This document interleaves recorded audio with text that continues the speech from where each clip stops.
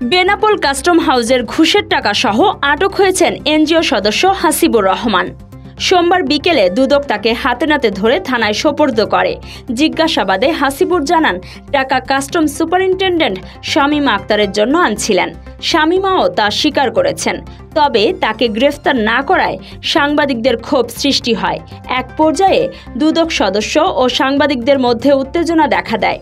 পরবর্তীতে পুলিশ এসে পরিস্থিতি নিয়ন্ত্রণে আনে।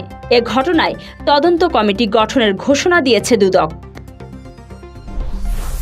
Jessore cyber crime investigation cell ও এলআইসি উদ্ধার করেছে হারানো 53টি মোবাইল ফোন ও নগদ ৭৫,০০০ টাকা।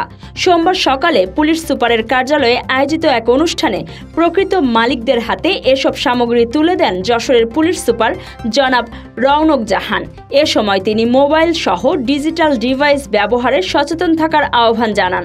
সংস্থাটি এবছরই ২১ জন ভিকটিম উদ্ধার, একাধিক ইমো ও হোয়াটসঅ্যাপ আইডি পুনরুদ্ধার এবং প্রতারক চক্রের সদস্য গ্রেফতার করে দৃষ্টান্ত স্থাপন করেছে।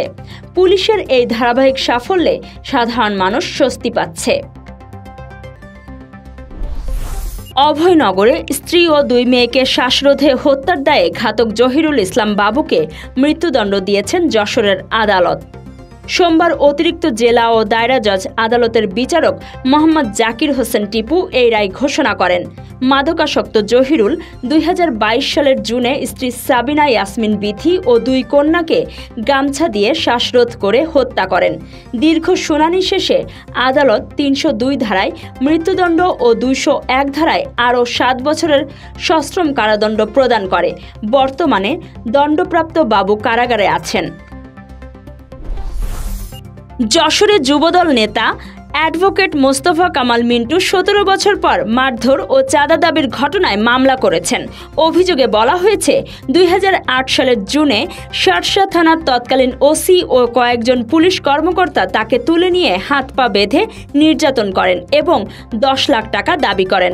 টাকা না দিলে ক্রসফায়ারে হত্যার হুমকিও দেওয়া হয়। স্বজনরা ৫ লাখ টাকা দিলেও মুক্তি পাননি তিনি। পরে তাকে অস্ত্র মামলায় চালান দেওয়া হয়। এই ঘটনায় সাবেক ইউপি চেয়ারম্যান সহ ১২ জনকে আসামি করা হয়েছে। আদালত অভিযোগটি গ্রহণ করেছে।